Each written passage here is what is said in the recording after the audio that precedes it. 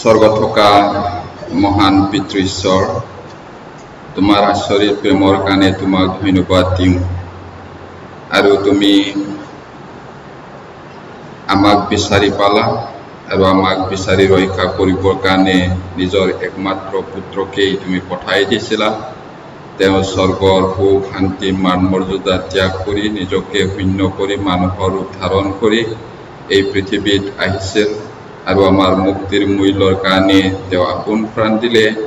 এই বহুমূল্য তেজেৰে আমি খুশি হলো পবিত্ৰ হলো তোমাৰ সন্তান হ'বলৈ ক্ষমতা পালো তাৰ কাৰণে ধন্যবাদ প্ৰভু প্ৰাৰ্থনা কৰো মণ্ডলীৰ সকলো ভাই আৰু ভনীসকলৰ কাৰণে প্ৰভু যিমানে ইয়াত গোট খাইছে সকলোকে তুমি আশীৰ্বাদ কৰা শাস্ত্ৰীয় বচন বুজিবৰ কাৰণে আৰু শাস্ত্ৰত বুজি তোমাৰ লগত বাধ্য সন্তান হিচাপে চলিবলৈ আৰু যিসকলে অভাৱ অনাটন বেমাৰ আজাৰৰ কাৰণে আহিব পৰা নাই তুমি দয়া কৰি সহায় কৰা আৰু তেওঁলোকক সুস্থ কৰা আৰু কোনোবাই যদি শয়তানৰ দ্বাৰাই পৰীক্ষিত হৈ অনাই বনাই ফুৰি আছে তেওঁলোকক মন পালতাই তোমালৈ ঘূৰি আহিবলৈ অনুগ্ৰহ দান কৰা প্ৰভু তোমাৰ হাতত সমৰ্পণ কৰিছো প্ৰাৰ্থনা যীশু নামত খুজিছো আমেন আমি যোৱা সপ্তাহত চাইছিলো খ্ৰীষ্টৰ বাহিৰে আমাৰ উপায় নাই আৰু আমি পাপিষ্ট হেতু আমি আধা ষ্টাডি কৰি পেলাই থৈছিলো এতে আমি গম পাইছিলো পৰিত্ৰাণৰ পূৰ্বে আমি আটায়ে পাপী আছিলো উপায়হীন মানুহ আছিলো আৰু পাপৰ বন্ধনত আমি আছিলো এতিয়া আজি আমি চাব বিচাৰিছো আমি ঈশ্বৰৰ শত্ৰু আছিলো ঈশ্বৰক পোৱাৰ আগত আমি ঈশ্বৰৰ শত্ৰু হৈ জীৱন যাপন কৰিছিলো জগতত এতিয়া খ্ৰীষ্টৰ বাহিৰে আমি ঈশ্বৰৰ অসম্পৰ্কীয় লোক ঈশ্বৰ বুলি মানুহে ক'লেও আৰু অনেক প্ৰকাৰে বিভিন্ন প্ৰকাৰে ঈশ্বৰ বুলি সেৱা কৰিলেও বাস্তৱত যদি নতুন জন্ম নাপায় তেওঁ ঈশ্বৰৰ শত্ৰু হয় আৰু আমি কেনেকৈ ঈশ্বৰৰ লগত মিলন হলো বুলি ক'লে প্ৰভু যীশুৱে তেওঁৰ অমূল্য তেজেৰে আমাক মিলন কৰিলে এতিয়া কলছিয়া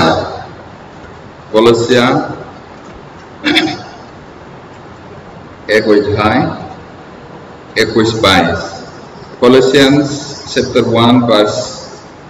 21 and 22 আমি পাইছো যদি এটাই পঢ়িম কলছিয়া 1:21 পদটো পঢ়িম আৰু পূৰ্বে ঈশ্বৰৰ অসম্পৰ্কীয় লোক হৈ দুষ্কৰ্মত থাকি মনেৰে শত্ৰু হোৱা যি তোমালোককো পবিত্ৰ নিষ্কলংক আৰু নিৰ্দোষী কৰি তেওঁৰ সাক্ষাতে উপস্থিত কৰিবলৈ খ্ৰীষ্টৰ মাংসময় শৰীৰত মৃত্যুৰ দ্বাৰা এতিয়া মিলন কৰিলে এতিয়া খ্ৰীষ্ট অবিহনে খ্ৰীষ্টৰ বাহিৰে আমি ঈশ্বৰৰ শত্ৰুহে আছিলো পূৰ্বে বুলি কৈছে পূৰ্বে ঈশ্বৰৰ অসম্পৰ্কীয় লোক হৈ আমি পৰিত্ৰাণ পোৱাৰ পূৰ্বে আগত ঈশ্বৰৰ শত্ৰু আছিলো একো সম্পৰ্ক নাছিলে ঈশ্বৰৰ লগত আমাৰ কোনো জ্ঞাতি কুটুম নাছিলে এতিয়া কেনেকৈ আমি আছিলো দুষ্কৰ্মত থাকি মনেৰে শত্ৰু হোৱা যি তোমালোক বুলি কৈছে কলছিয়া মণ্ডলীৰ ভাই ভনীবিলাকক পৌলে এইদৰে কৈছিলে তেওঁলোকেও পৰিত্ৰাণ পোৱাৰ আগত এনেকুৱাহে আছিলে আমিও পৰিত্ৰাণ পোৱাৰ পূৰ্বে তেনেকুৱা আছিলো ঈশ্বৰৰ শত্ৰু আছিলো এতিয়া 22 পদৰ কৈছে তোমালোককো পবিত্ৰ নিষ্কলংক আৰু নিৰ্দোষী কৰি এতিয়া তেওঁৰ সাক্ষাতে উপস্থিত কৰিবলৈ এতিয়া ঈশ্বৰৰ আগত আমাক উপস্থিত কৰিবৰ কাৰণে কি কৰিলে বুলি কৈছে নিষ্কলংক কলংক মানে দাগ লগা নিষ্কলংক মানে একো দাগ নথকা এইদৰে কৰি নিৰ্দোষী কৰি তেওঁৰ সাক্ষাতে মানে ঈশ্বৰৰ সাক্ষাতে উপস্থিত কৰিবলৈ প্ৰভু যীশুৱে খ্ৰীষ্টৰ মাংসময় শৰীৰত মৃত্যুৰ দ্বাৰাই এতিয়া মিলন কৰিলে। প্ৰভু যীশুৰ মৃত্যুৰ দ্বাৰাই তেওঁৰ তেজেৰে আমাৰ পাপবোৰ ক্ষমা কৰিলে অনন্তকালৰ বাবে আৰু আমাক পবিত্ৰ কৰিলে। মানুহৰ তেজ পাপেৰে ভৰা আৰু পাপ চেকা লগা। মানুহৰ তেজেৰে কিবা এটা বস্তু ধুলে এইটো চাফা নহ'ব, এইটো বাস্তৱ কথা। এতিয়াও আপুনি যদি আপোনাৰ তেজটো লগাই পিনি কাপোৰৰ কিবা দাগ লগাটো ধুব বিচাৰিলে নহ'ব। আৰু কাপোৰৰ যদি তেজ লাগে সেইটো বহুত চাবোন দি ধুলেও পাৰফেক্ট চাফা নহয়, কেলে পাপ আছে তাত। কিন্তু প্ৰভু যীশুৰ তেজ এনেকুৱা পবিত্ৰ যে তেওঁৰ তেজেৰে ধুলে আপোনাৰ পাপৰ মলটো যিমানেই নহওক কিয় হিমৰ দৰে বগা হ'ব, বৰফৰ দৰে বগা। আৰু সেইদৰে তেওঁৰ অমূল্য তেজেৰে আমাৰ পাপটো ধুই ঈশ্বৰৰ লগত পুনৰ মিলন কৰিলে। আমাৰ একো সম্পৰ্ক নাছিলে, এতিয়া আমি ঈশ্বৰৰ সন্তান হলো আৰু ঈশ্বৰ আমাৰ পিতৃ হ'ল, আমি তেওঁৰ সন্তান হলো। এইদৰে প্ৰভু যীশুৱে তেওঁৰ মৃত্যুৰ দ্বাৰাই আমাক মিলন কৰিলে। সেইটো তাৰপিছত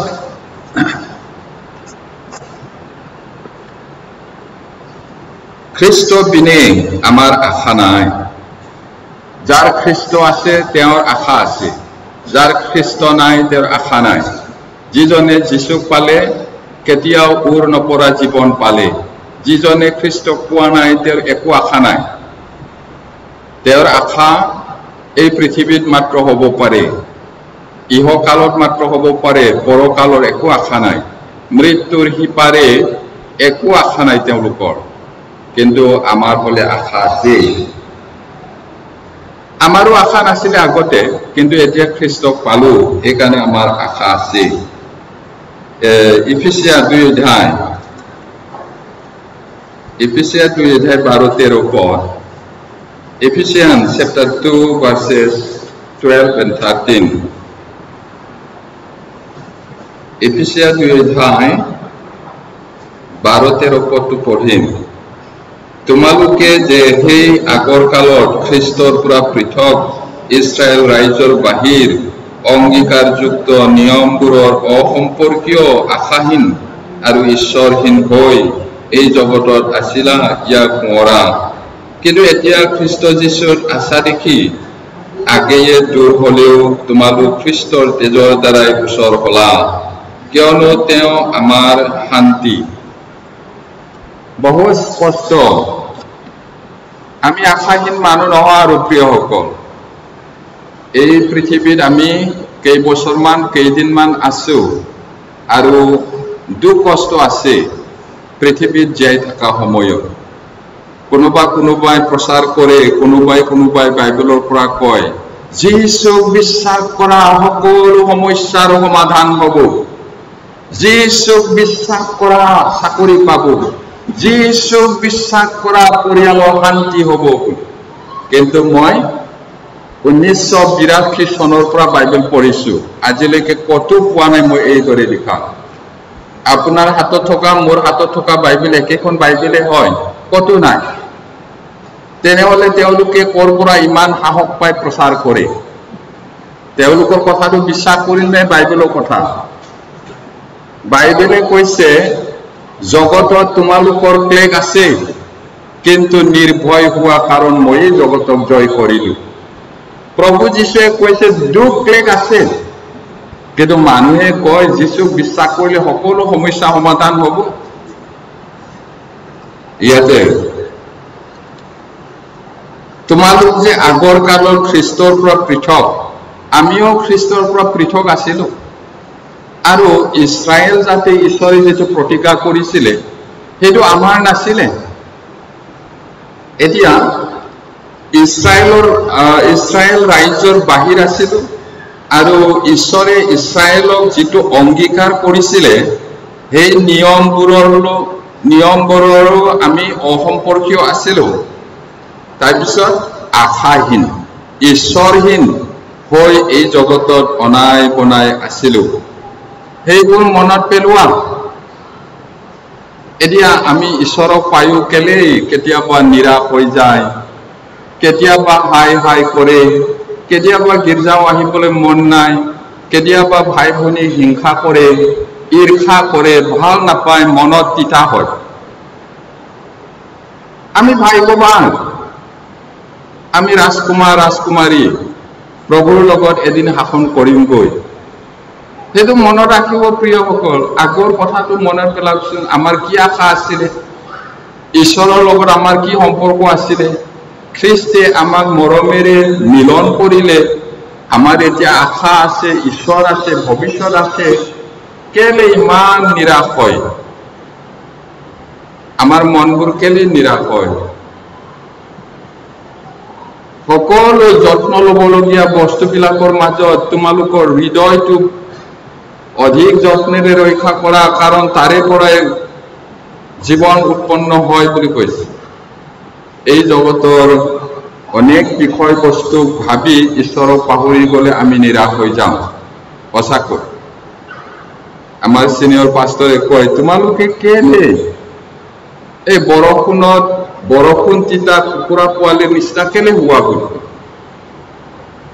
বৰষুণ তিতিলে বাল্টিঙত যদি কেনেবাকে কুকুৰা পোৱালিটো থপককে পৰি যায় কেনেকা হয় অৱস্থাটো মই জানো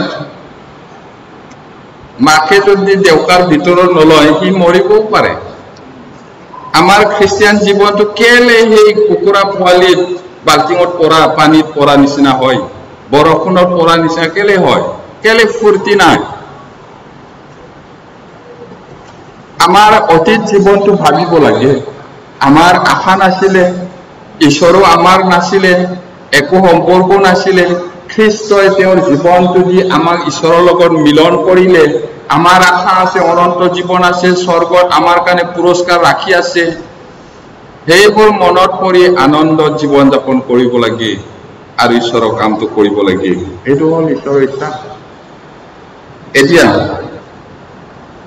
কিন্তু এতিয়া খ্ৰীষ্ট যীশুত আশা দেখি আমি এতিয়া খ্ৰীষ্টত আছো আগে দূৰ হলেও তোমালোক খ্ৰীষ্টৰ তেজৰ দ্বাৰাই ওচৰ হলা কিয়নো তেওঁ আমাৰ শান্তি এতিয়া অশান্তি হৈ আছে নেকি ঈশ্বৰক নাচালে ওপৰৰ কথা নাভাবিলে জগতত কি আশা আছে অশান্তি হ'ব আপোনালোকে যদি আনক চায় ওচৰৰ মানুহটো তাৰ এনেকুৱা আছে মোৰ কেলে নাই তাৰ ল'ৰা ছোৱালীটো ইমান ভাল হৈ গ'ল লিখা পঢ়া চাকৰি পালে মোৰটো কেলে নাই সিহঁতৰ ঘৰটো ইমান ধুনীয়া মোৰটো জুপুৰি সিহঁতৰ নিজৰ ঘৰ আছে মই ভাড়া ঘৰত আছো এইটো ভাবি থাকিলে পানী তিতা কুকুৰা পোৱালি নিচিনা হ'ব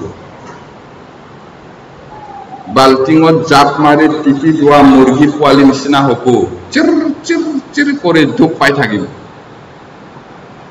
আমি ঈশ্বৰক জানাৰ পিছত দুখ কষ্ট হ'ব পৃথিৱীত অভাৱো হ'ব বেমাৰো হ'ব মানুহে আমাক সন্মান নকৰিব পাৰে তথাপি আমি হয়তো ঈশ্বৰক জানো তেওঁৰ শান্তিটো আমাৰ আছে আমি গৌৰৱেৰে জীৱন যাপন কৰিব লাগে আমি এলাপেচা মানুহ নহয় ন কেনেকা ভাবে ৰাজকুমাৰ বুলি কৈছে মই কোনাই কোৱা নাই বাইবেলে কৈছে তোমালোক ৰাজকীয় পুৰোহিত বিশেষ জাতি এনেকুৱা কৈছে আমাক ৰাজকীয় পুৰোহিত ৰজা বংশীয় যীশু কোন ৰজাৰো ৰজা প্ৰভুৰো প্ৰভু এই পৃথিৱীৰ ৰজাসকলৰ ৰাজ্যটো আজি আছে কাইলৈ নাই শেষ হৈ যাব কিন্তু প্ৰভু যীশুৰটো অনন্ত কাল থাকে তেওঁৰ তেজেৰে যদি আমি নতুন জন্ম পালো তেওঁ যেনেকৈ অনন্ত কাল থাকে আমিও সেইদৰে অনন্ত কাল থাকিব সেইটো কাৰণে প্ৰভুৱে কৈছে যিজনে জীয়াই থাকি মোত বিশ্বাস কৰে তেওঁ কেতিয়াও নমৰিব মৰিলেও জি উঠিব কাৰ আশা আছে এনেকুৱা আমাৰহে আছে দুখটো আছে কষ্টটো আছে নাই বুলি কোৱা নাই প্ৰভুৱে কৈছে দুখ হ'ব তাৰণা আছে মানুহে তোমালোকক ভাল নাপাব বুলি কৈছে জগতে ঘিন কৰিব কাৰণ মোকে ঘিন কৰিলে গতিকে আমি প্ৰভুৰ শান্তিৰে জীৱন যাপন কৰা উচিত কাৰণ ঈশ্বৰৰ শান্তি আমাৰ আছে এতিয়া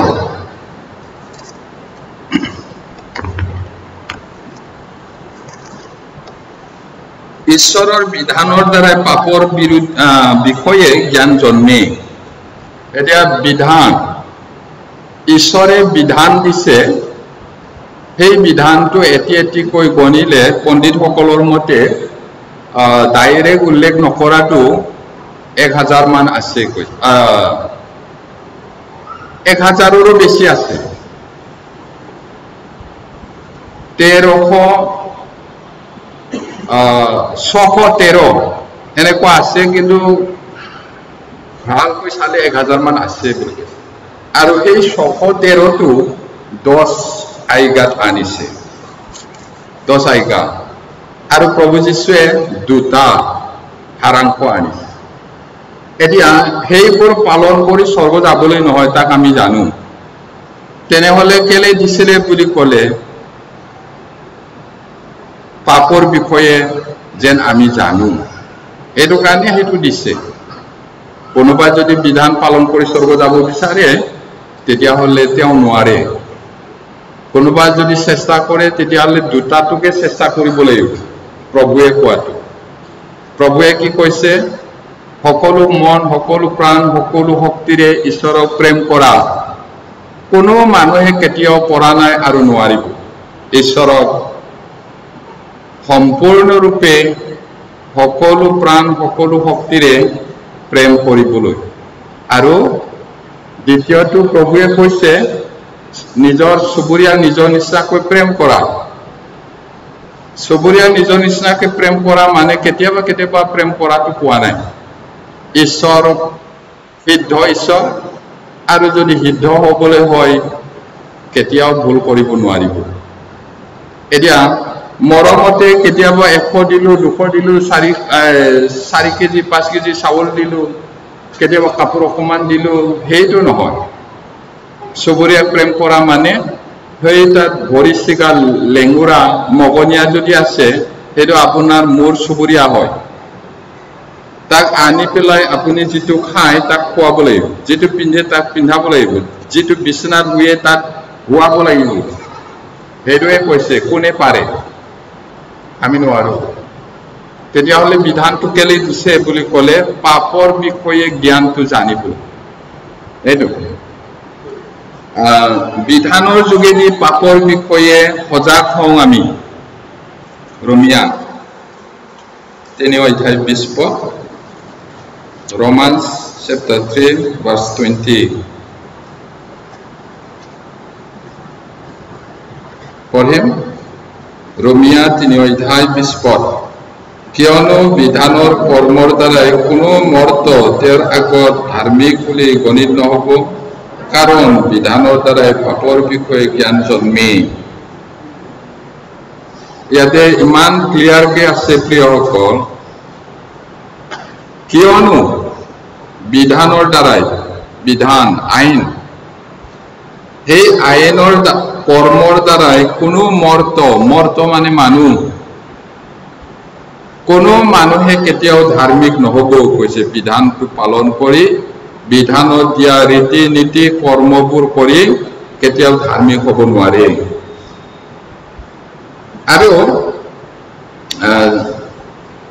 কাৰণ বিধানৰ দ্বাৰা পাপৰ বিষয়ে জ্ঞান জন্মে পাপটো কি তাক জানিবলৈহে দিয়ে বিধানে এতিয়া পাপক বুজিবলৈ বিধানে আমাক সহায় কৰে পাপটোনো কি তাক জানিবলৈহে বিধানে আমাক সহায় কৰে ল ঈশ্বৰে বিধান দিছে 5টা কিতাপত আদি পুস্তক যাত্ৰা পুস্তক লেৱীয় পুস্তক গণনা পুস্তক দ্বিতীয় বিৱৰণ এই কেইটা বিধান আৰু এই বিধানটো পাপৰ জ্ঞান দিয়ে ৰোমিয়া 7:7 Romans chapter 7 verse 7.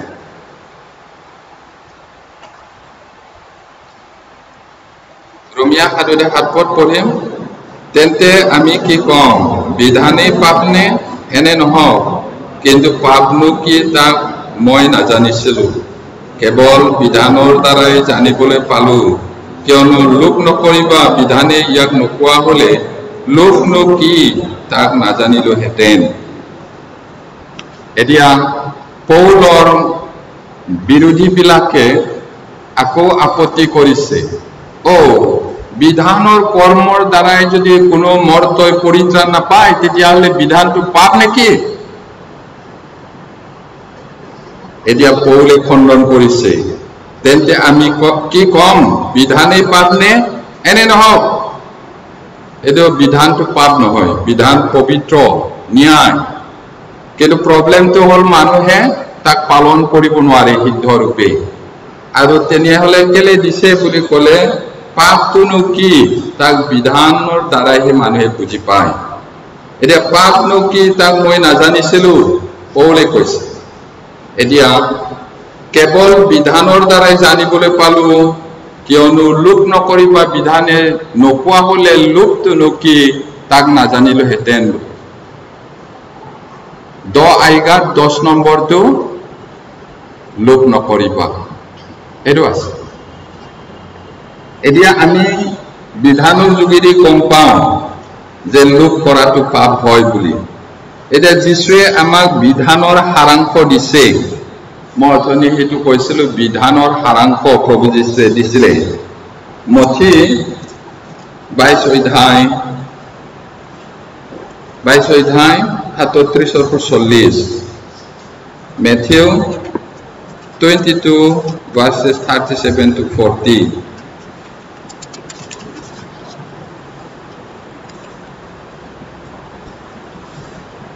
মথিয়ে লিখা 22 অধ্যায় 37-40 পঢ়িম তাতে যিশুৱে তেওঁ ক'লে তুমি সকলো হৃদয় সকলো প্ৰাণ আৰু সকলো চিতেৰে প্ৰভু পৰমেশ্বৰক প্ৰেম কৰা এয়ে প্ৰধান আৰু প্ৰথম আজ্ঞা আৰু তাৰে নিচিনা দ্বিতীয়টো এই তোমাৰ চুবুৰীয়াক তোমাৰ নিচিনাকৈ প্ৰেম কৰা এই দুটা আজ্ঞাতে গোটেই বিধান আৰু ভাৱবাদীসকলৰ বাক্য ওলমি আছে এতিয়া কথাটো কেনেকুৱা বিধান পণ্ডিত বিলাকে যিশুক কেতিয়াবা হেও জ্ঞান কৰে আৰু তেওঁলোকে ভাবে এই কাজ নিশ্চিতটো কি জানিব নাছৰতৰ পৰা অহা নাছৰতো সৰু টাউন আৰু এটো কাজ মিস্ত্ৰী হে হয় কিনো জানিবহি বিধানৰ বিষয়ে এই বুলি যিশু পৰীক্ষা কৰে কেতিয়াবা আচ্ছা বিধানৰ কোনটো প্ৰথম আৰু প্ৰধান এই বুলি সুধিছে এতিয়া প্ৰভুৱে ইয়াত কৈছে যে যিশুৱে তেওঁ ক'লে তুমি সকলো হৃদয় সকলো প্ৰাণ আৰু সকলো চিতেৰে তোমাৰ প্ৰভু পৰমেশ্বৰক প্ৰেম কৰা কিন্তু কোনেও নোৱাৰে সকলো হৃদয় সকলো প্ৰাণ শক্তিৰে ঈশ্বৰক প্ৰেম কৰিবলৈ মুখেৰেহে কয় জীৱনেৰে নোৱাৰে এতিয়া এয়ে প্ৰধান আৰু প্ৰথম আজ্ঞা এই বুলি কৈছে আৰু তাৰে নিচিনাটো প্ৰভুৱে আকৌ কৈছে সাৰাংশটো তাৰে নিচিনা দ্বিতীয়টো এই তোমাৰ চুবুৰীয়াক তোমাৰ নিচিনাকৈ প্ৰেম কৰা মই হেতু অথনিয়ে ক'লো এই দুটাটোৱে দুটা আজ্ঞাতে গোটেই বিধান আৰু ভাৱবাদী সকলৰ বাক্যটো ওলমি আছে 613টা বিধানটো এই দুইটাতে ওলমি আছে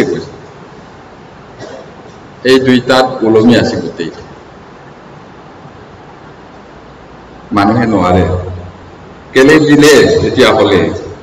পাপৰ বিষয়ে জানিবলৈ দিলে ঈশ্বৰে আমাক 10 আজ্ঞা দিছে হেতু আমি জানো এটো এটি কৈ চাবলৈ হলে যাত্ৰা পুস্তক 20 অধ্যায় 1 পদৰ পৰা 17 পদলৈ আছে এটো তাতে ঈশ্বৰে মোসেক দিছিলে ইছৰাইল বিলাকৰ কাৰণে এতিয়া ঈশ্বৰে নিজ ধাৰ্মিকতাত পাপীক শাস্তি দিয়ে ঈশ্বৰৰ ধাৰ্মিকতাই কোনো পাপীক এনে এৰি দিব নোৱাৰে কিন্তু আনফালে দি দয়াও আছে তাক আমি জানো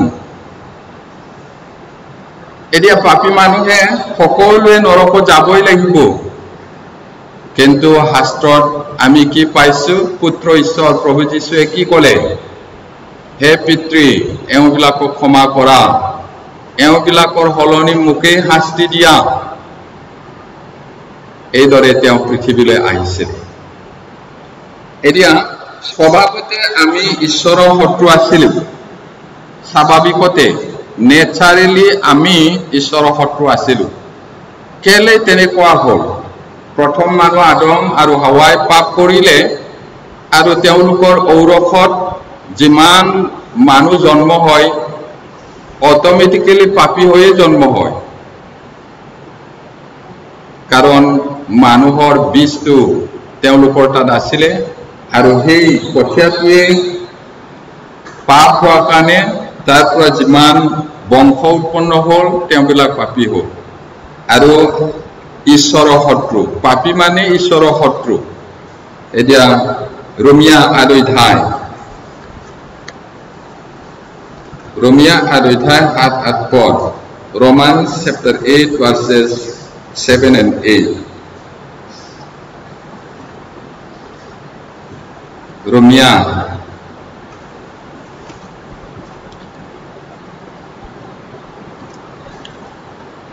8 পদ পঢ়িম কিয়নো মাংসৰ ভাৱ ঈশ্বৰলৈ শত্ৰুতা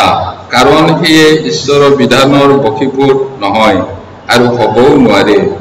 আৰু যিবিলাক মাংসৰ বশত আছে তেওঁবিলাকে ঈশ্বৰক সন্তুষ্ট কৰিব নোৱাৰে এতিয়া মাংসৰ ভাৱ মানে পাপৰ ভাৱটো পাপৰ ভাৱনাটো ঈশ্বৰৰ শত্ৰুতা কাৰণ হিয়ে বিধানৰ বশীভূত হ'ব নোৱাৰে বিধানৰ অধীন হ'ব নোৱাৰে বিধানটো মানিব নোৱাৰে আৰু বশীভূত নহয় হ'বও নোৱাৰে আৰু যিবিলাক মাংসৰ বশত আছে পাপৰ অধীনত যিসকল আছে তেওঁবিলাকে ঈশ্বৰক সন্তুষ্ট কৰিব নোৱাৰে পাপীয়ে প্ৰথমে নতুন জন্ম হ'ব লাগিব আত্মাত তেতিয়া তেওঁ সন্তুষ্ট কৰিব পাৰিব ঈশ্বৰৰ ইচ্ছাটো হ'ল সকলোৱে যেন পৰিত্ৰাণ আৰু সত্যৰ জ্ঞান পায় সেইটো ঈশ্বৰৰ ইচ্ছা প্ৰথম ইচ্ছাটো হ'ল নতুন জন্ম পাব লাগে আৰু সেইটো পালে তেওঁৰ বাক্য পালন কৰি তেওঁ সন্তুষ্ট কৰিব পাৰে কিন্তু মাংসৰ বশত মানে পাপত থাকি ঈশ্বৰক সন্তুষ্ট কৰিব নোৱাৰে স্বভাৱতে আমি পাপত মৃত আৰু ঈশ্বৰৰ ক্ৰোধৰ পাত্ৰ আছিলোঁ যেতিয়া আদম আৰু হাৱাই পাপ কৰিলে তেওঁলোকৰ আত্মাটো মৰিল শৰীৰটো জীয়াই থাকিছিল যদিও আত্মাটো পৃথক হ'ল ৰিলেশ্যনটো নাইকিয়া হৈ গ'ল আৰু সেইদৰে তেওঁলোকৰ পৰা যিমান মানুহ জন্ম হয় আত্মাত মৰা হৈয়ে জন্ম হয় এতিয়া আমি স্বভাৱতে পাপত মৃত আৰু ঈশ্বৰৰ ক্ৰোধৰ পাত্ৰ আছিলোঁ এফিচিয়া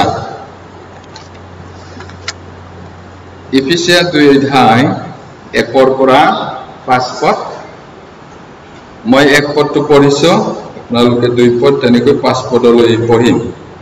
আৰু যেতিয়া তোমালোকে তোমালোকৰ অপৰাধ আৰু পাপবোৰত মৰি আছিলা তেতিয়া তোমালোকক ঈশ্বৰে জীয়ালে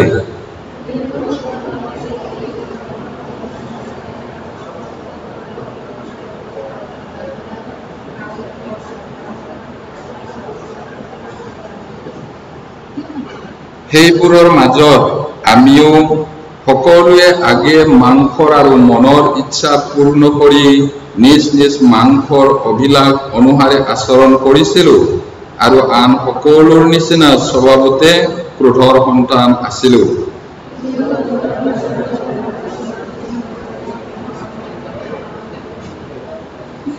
আটাইয়ে পঢ়িম তাৰ কাৰণে আমি অপৰাধৰ মৰি থকা কালতেই খ্ৰীষ্টে হৈতে আমাক জীয়ালে অনুগ্ৰহেৰে তোমালোকে পৰিত্ৰাণ পালা আমি স্বভাৱতে আত্মাত মৰা আৰু খ্ৰীষ্টৰ ঈশ্বৰৰ ক্ৰোধৰ অধীনত আছিলোঁ ক্ৰোধ মানে মহাখং এটো আমাৰ ওপৰত আছিল এতিয়া কৈছে তোমালোকৰ অপৰাধ আৰু পাপবোৰত মৰি আছিলা আত্মাটো মৰা আছিল আৰু তেতিয়া তোমালোকক জীয়ালে যীশু খ্ৰীষ্টৰ তেজত বিশ্বাস কৰাৰ লগে লগে আমাৰ মৰা আত্মাটো পুনৰ জীয়ালে আৰু সেইবোৰত তোমালোকে এই জগতৰ নিয়ম অনুসাৰে আকাশৰ ক্ষমতাযুক্ত অধিপতিৰ অৰ্থাৎ অবৈধতাৰ সন্তানবিলাকত কাৰ্যসাধন কৰোঁতা আত্মাৰ দৰে আগেয়ে চলিছিলা এইটো কৈছে এতিয়া এই জগতৰ নিয়মটো কি হয় ঈশ্বৰক নজনা মানুহবিলাকৰ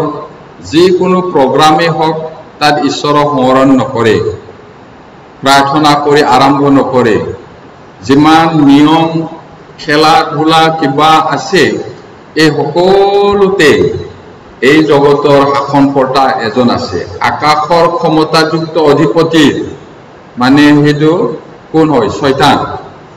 শয়তানে আকাশ মণ্ডলতে থাকে কন্ট্ৰোল কৰে আৰু তেওঁৰ মতেহে চলি আছে কৈছে অৰ্থাৎ অবৈধ মানুহবিলাকৰ অন্তৰত হি কথা কৈ আছে পৰিচালনা কৰি আছে মানুহে গমেই নাপায় এতিয়াও নিয়ন্ত্ৰণ কৰি আছে কন্ট্ৰোল কৰি আছে সেইদৰে কাৰ্য সাধন কৰোঁতা আত্মাৰ দৰে আগিয়ে চলিছিল আমিও ঈশ্বৰৰ নোপোৱা সময়ত তেনেকৈয়ে চলিছিলোঁ একো গমেই পোৱা নাছিলে এতিয়া পৌলে কৈছে সেইবোৰৰ মাজত আমিও সকলোৱে আগেয়ে মাংসৰ আৰু মনৰ ইচ্ছা পূৰ্ণ কৰি এতে আমিও পৌলে নিজকো তাতে সাঙৰিছে নিজকে পৃথক কৰা নাই পৌলেও পৰিত্ৰাণ পোৱাৰ আগত তেনেকৈয়ে চলিছিল এতিয়া নিজ নিজ মাংসৰ অভিলাষ অনুসাৰে আচৰণ কৰিছিল মাংসৰ অভিলাষ মানে পাপ মন মাংস মানে এই মাংস পেশীটো কোৱা নাই এইটো কোৱা নাই এটা পাপ মনে যিটো বিচাৰে সেইদৰেই আমি চলিছিলোঁ কৈছে আৰু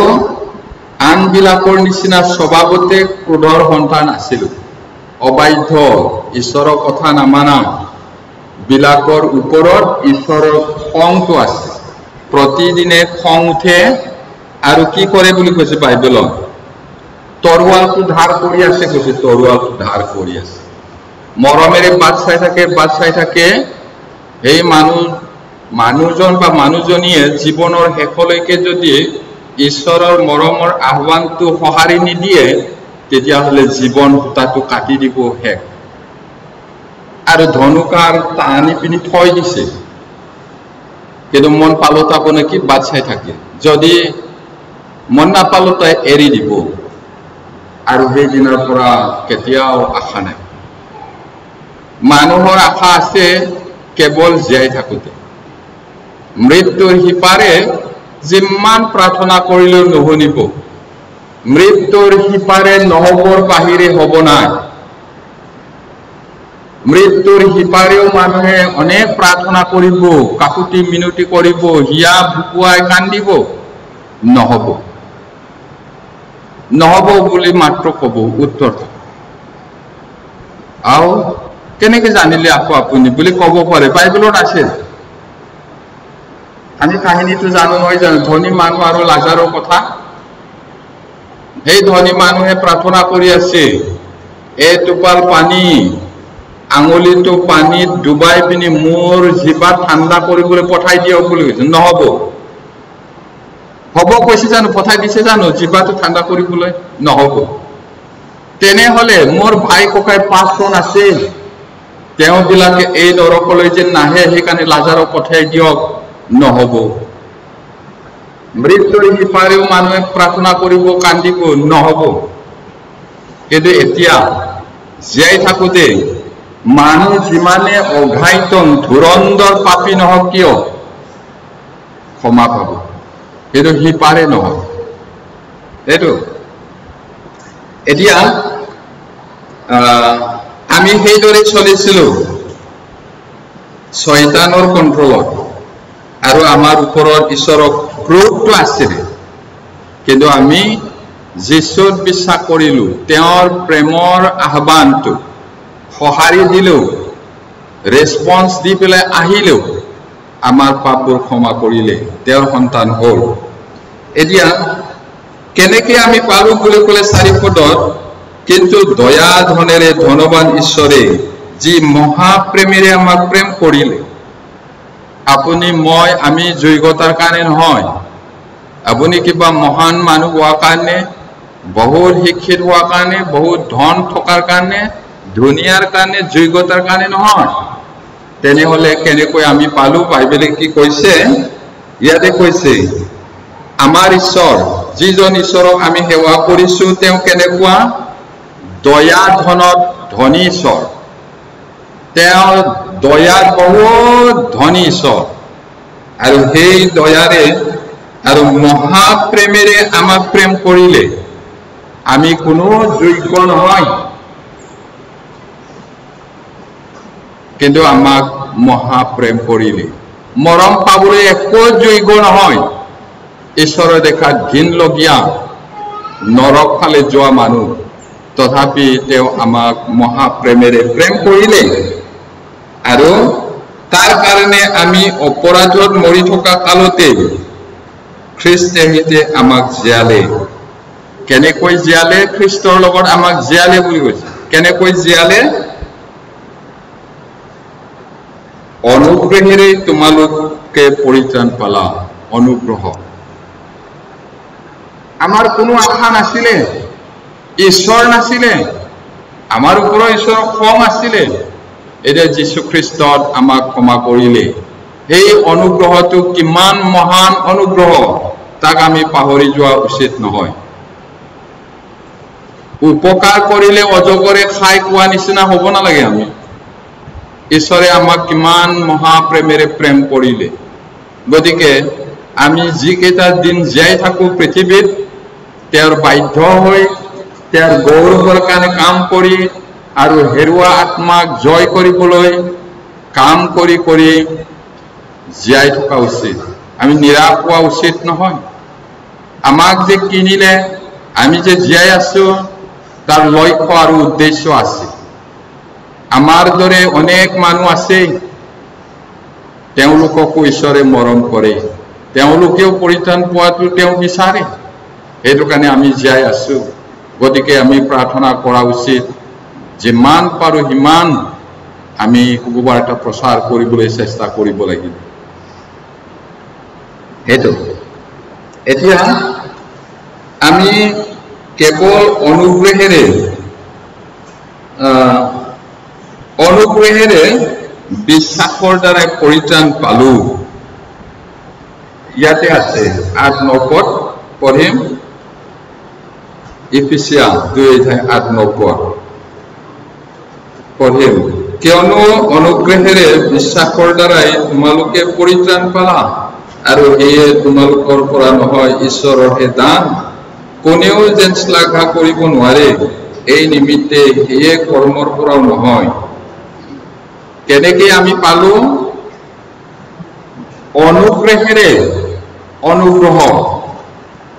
অযোগ্য পাপী পাপত গেলি যোৱা একো দয়া পাবলৈ যোগ্য নোহোৱা মানুহক তেওঁ অনুগ্ৰহ কৰিলে অনুগ্ৰহ কৰি আটাইবোৰ পাপ ক্ষমা কৰিলে আৰু মাতিছে এই পৰিশ্ৰান্ত আৰু ভাৰাক্ৰান্ত লোকসকল মোৰ ওচৰলৈ আহা আমি সেই অনুগ্ৰহত সেই মৰমত বিশ্বাস কৰিলো আৰু সেইদৰে আমি পৰিত্ৰাণ পালো ইয়াতে সেইটো তোমালোকৰ পৰা নহয় আমাৰ পৰা নহয় ঈশ্বৰৰ দান দান দানটো পাবলৈ মানুহে বিচাৰে হয়নে মানুহে পাবলৈ বিচাৰে নে নাই বিচাৰে দিবলৈহে টান পায় দিয়া কথাটো নকব সকলো কথা কব বুলি কয় কিছুমান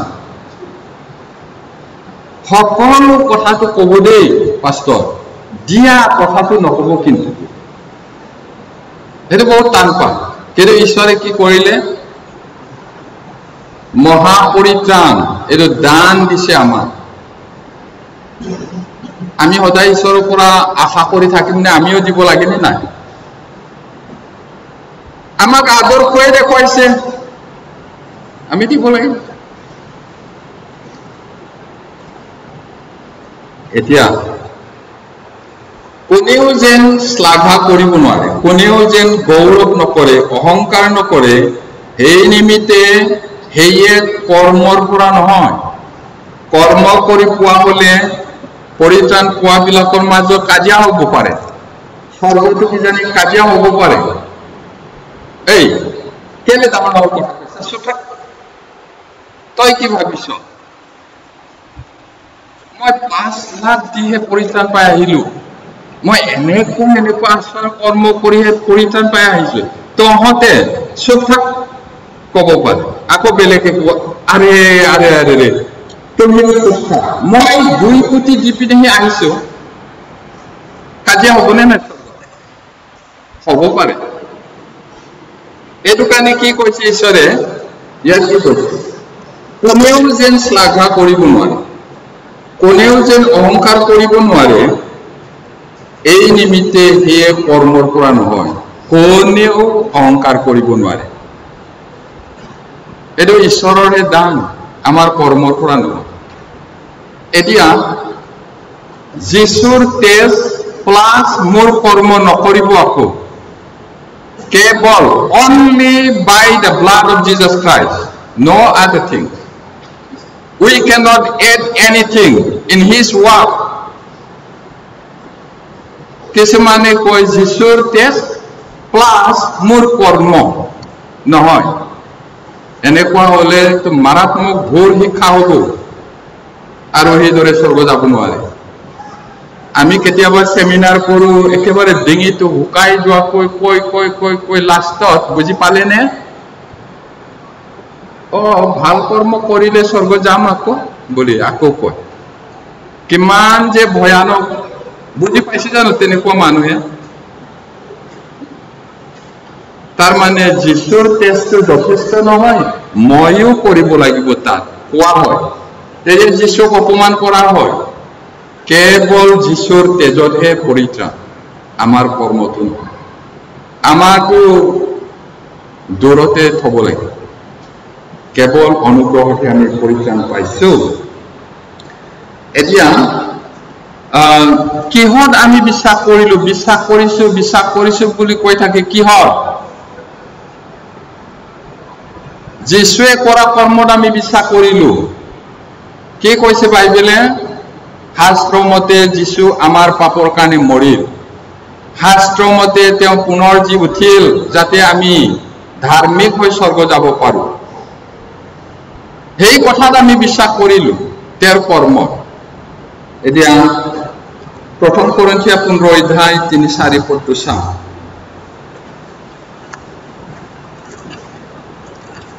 প্ৰথম কৰিন্থিয়া 15 অধ্যায় 3-4 পদ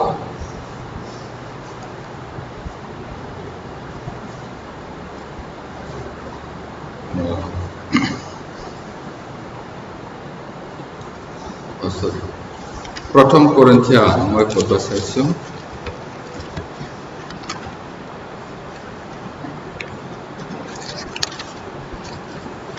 प्रथम कोरिन्थिया 15 अध्याय 3-4 First Corinthians chapter 15 verse 3 and 4 পঢ়িব কিয়নো মই যি শিক্ষা পালো তাৰে এই প্ৰধান শিক্ষা তোমালোকক দিলো যে শাস্ত্ৰ অনুসাৰে খ্ৰীষ্ট আমাৰ পাপৰ নিমিত্তে মৰিল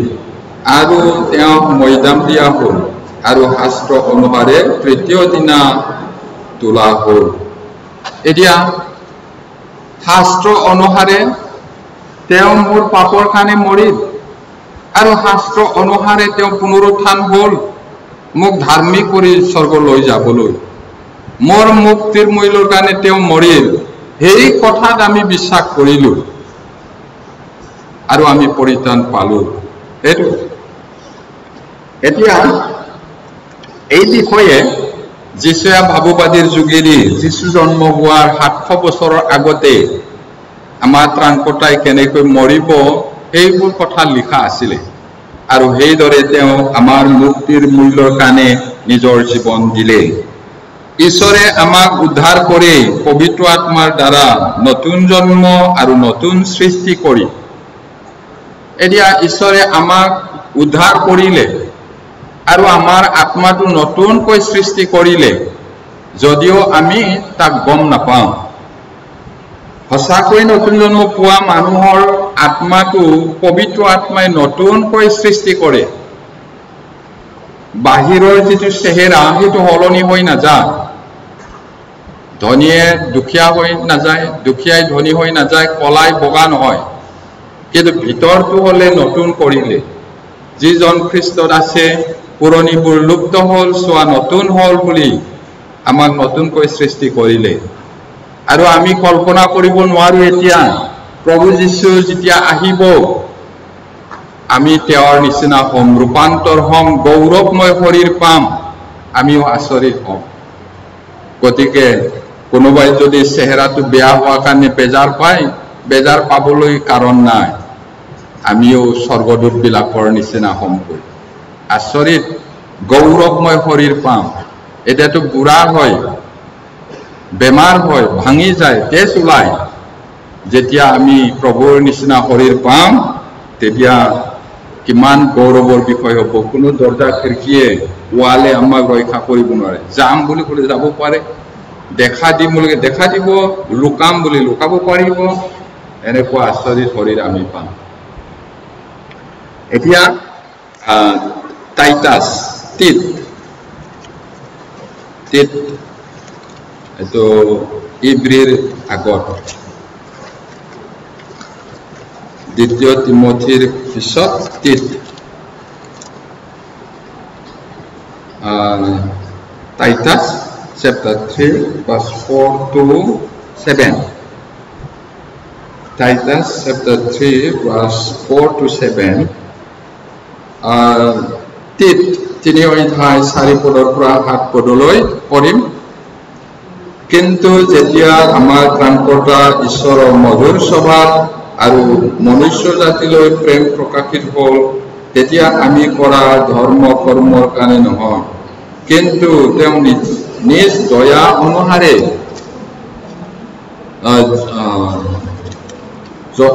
নতুন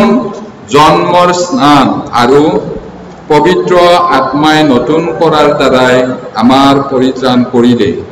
আৰু যাতে যীশুখ্ৰীষ্টৰ অনুগ্ৰহত আমি ধাৰ্মিক বুলি গণিত হৈ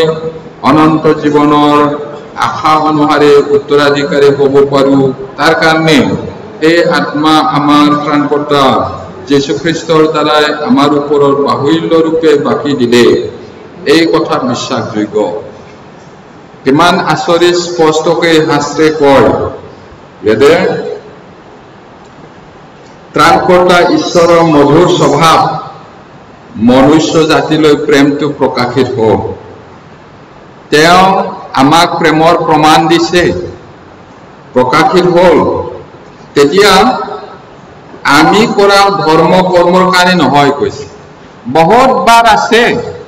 পৰিত্ৰাণ বা পাপৰ ক্ষমা হোৱাটো আমাৰ ধৰ্ম কৰ্মৰ কাৰণে নহয় আমাৰ ধৰ্ম কৰ্মৰ যোগেদি আমি স্বৰ্গ যাব নোৱাৰো কিন্তু জগতৰ মানুহে কয় ভাল কৰ্ম কৰা ধৰ্ম কৰ্ম কৰা শেষত যাব পাৰিম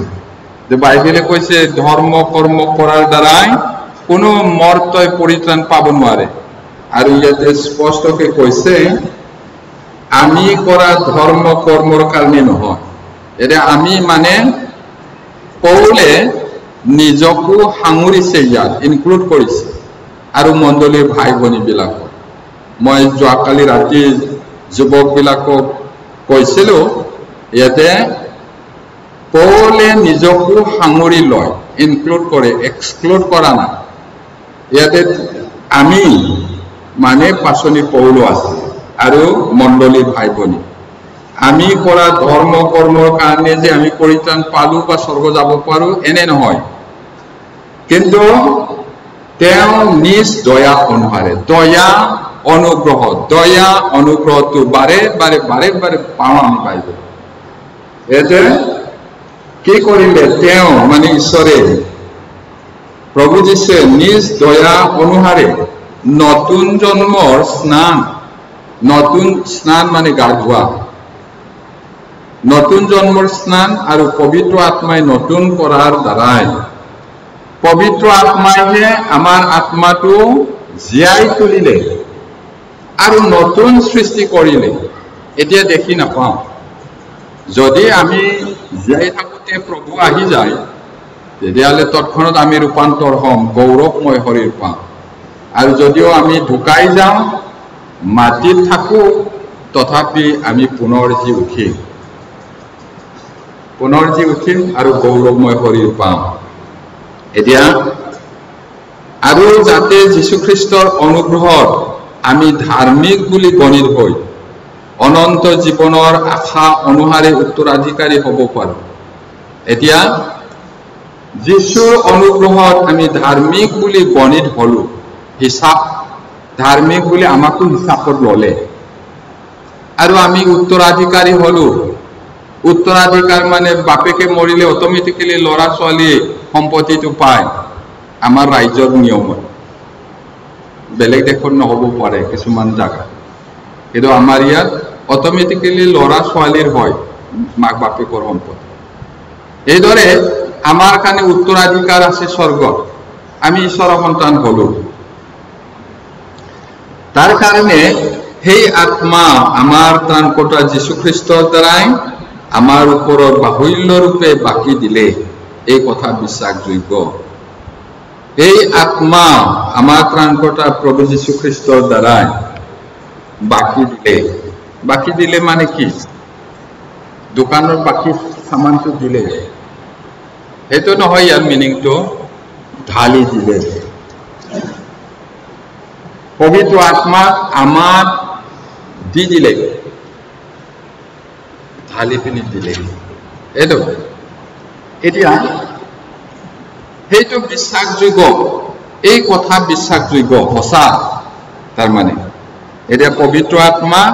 ঈশ্বৰে আমাক দিলে অন্যবিলাকৰ দৰে গান গাই পবিত্ৰ আত্মাক মাতিবৰ প্ৰয়োজন নাই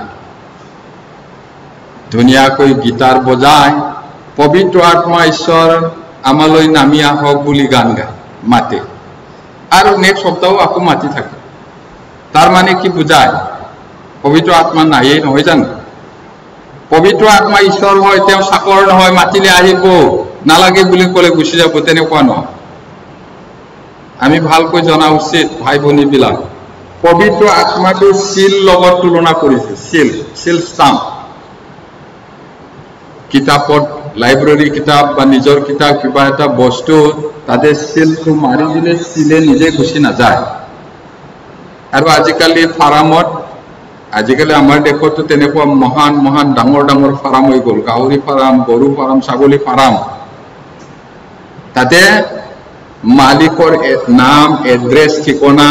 এই জন্তুৰ নাম্বাৰ লোহাৰ শিল আছে জুইত পুৰি টিকাত দি দিয়ে নাম্বাৰটো উঠিব নহ'লে পেটত এইটো আমুক মালিকৰ হেৰা হয় ইমান নাম্বাৰ এই নাম্বাৰটো কেতিয়াও নুগুচে সেইদৰে পবিত্ৰ আত্মাটো আমাৰ হৃদয়ত শিল মাৰিলে যিজন নতুন জন্ম পাইছে সঁচাকৈ পবিত্ৰ আত্মা দিছে এইটো শিল মাৰা যেতিয়ালৈকে প্ৰভু যীশুৰ লগত আমাক লগ কৰাই নিদিয়ে তেতিয়ালৈকে সেই পবিত্ৰ আত্মাই আমাক নেৰে আমাৰ হৃদয়ত থাকে আমি গম নাপাওঁ কেলে দিছে কেলে সেইটো দিছে গেৰেণ্টি বুলিও কৈছে নহয় জানো শয়তানে কেতিয়াবা ক'ব পাৰে স্বৰ্গত গৈ আমাৰ বিৰুদ্ধে কমপ্লেইন কৰে কৈছে হয় এইটো চোৱা এইটো আপোনাৰ সন্তান বুলি কৈছে কিন্তু সি আপোনাৰ সন্তান হ'ব নোৱাৰে কাৰণ সি পাপ কৰে অবিশ্বাসীতকৈও বেছি পাপী হয় সি কেনেকৈ আপোনাৰ ল'ৰা হ'ব কওকচোন চেলটো চোৱা কাৰ হয় এই চেলটো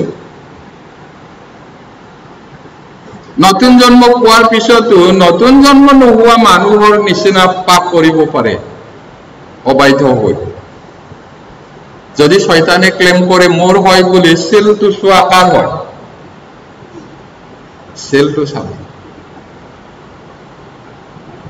এইদৰে আমাক সেল মাৰিছে পবিত্ৰ আত্মাটো দিছে একবাৰ মানুহটো পৰিত্ৰাণ পালে সেইটো নাযায় কিন্তু আপুনি অবৈধ হলে আমি অবৈধ হৈ জগতৰ মানুহ নিচিনা যদি চলো পাপ কৰো অপথে যাওঁ তেতিয়াহলে ভিতৰত থকা পবিত্ৰ আত্মাই কান্দে কৈছে বেজাৰ পাই একো কাম কৰিব নোৱাৰে পবিত্ৰ আত্মাৰ যিটো জয় সেইটো নমি যায় কিন্তু সি আঁতৰি নাযায় এতিয়া আমি জানো নহয় জানো যিবিলাকক মই অনন্ত জীৱন দিওঁ সেইবিলাকক মোৰ হাতৰ পৰা মোৰ পিতৃৰ হাতৰ পৰা কোনেও কাঢ়ি লৈ যাব নোৱাৰে বুলি কৈছে নহয় জানো শয়তানে ক'ব পাৰে এইটো আপোনাৰ ল'ৰা নহয় আপোনাৰ ছোৱালী নহয় যদি হলে এনেকা বদমাছ নহলে এতেন বুলি ক'ব পাৰে হলে উচিলটো চা কাৰ হয় মোৰ হয় এইটো তুমি কেলে ক্লেম কৰিছা এইটো ক'ব পাৰে কিন্তু যিজনে সঁচাকৈ নতুন জন্ম নাপায় সেইটো সিলটো নাই পবিত্ৰ আত্মাটো নাই এইটো ডাঙৰ কথা এতিয়া আমি সঁচাকৈ অনুগ্ৰহেৰেহে পৰিত্ৰাণ পাইছো ঈশ্বৰে অনুগ্ৰহ কৰিলে সেই অনুগ্ৰহটো আমি বিশ্বাস কৰিলো সঁহাৰি দি তেওঁলৈ ঘূৰি আহিলো আমি পৰিত্ৰাণ পালো দয়াৰে কৰ্মৰে নহয় এতিয়া যীশুৱে পাপীৰ কাৰণে দুখ ভোগ কৰি মৃত্যু হ'ল যিবিলাকে তেওঁত বিশ্বাস কৰে পৰিত্ৰাণ পাব এতিয়া জিহুৱাৰ দাগ বুলি যীশুৰ বিষয়ে কৈছিলে পুৰণি নিয়মত যীশু পুৰণি নিয়মত জিহুৱাৰ দাগ বুলিও অংকন কৰিছে সেই জিহুৱাৰ দাগে কিমান দুখ ভোগ কৰিব লাগিব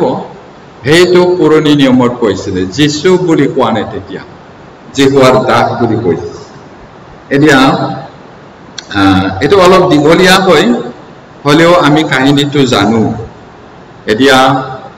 যীশুক চাই পিনি কোনোবাই ভাল পাবলৈ তেওঁৰ তেনেকুৱা চেহেৰা নাছিলে বুলি কৈছে এতিয়া আপোনালোকে কেনেকুৱা ভাবে নাজানো কিছুমানে কেলেণ্ডাৰৰ যীশুটোকে যীশু বুলি ভাবে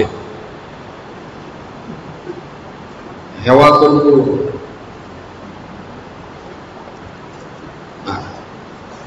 যায় প্ৰাৰ্থনা কৰে তেনেকুৱা আৰু বহুতে হয়তো ভাবিব পাৰে কেলেণ্ডাৰত থকা যীশুৰ চেহেৰাটোই যীশু হয় সেইটো নহয় যীশু এছিয়াতে জন্ম হৈছে ইউৰোপত নহয় কিছুমান কেলেণ্ডাৰৰ যীশুৰ চুলিটো কেনেকুৱা সোণালী ৰঙৰ নহয় জানো নাক দীঘল ওখ পাখ ধুনীয়া বগা দেখুৱাইছে এনেকুৱা হৈ জানো বাইবেলে কি কৈছে চাওঁ তেওঁক চালে ভাল পাবলৈ তেওঁৰ কোনো চেহেৰা নাই কৈছে যিশয়া 53 অধ্যায় আইজায়া 53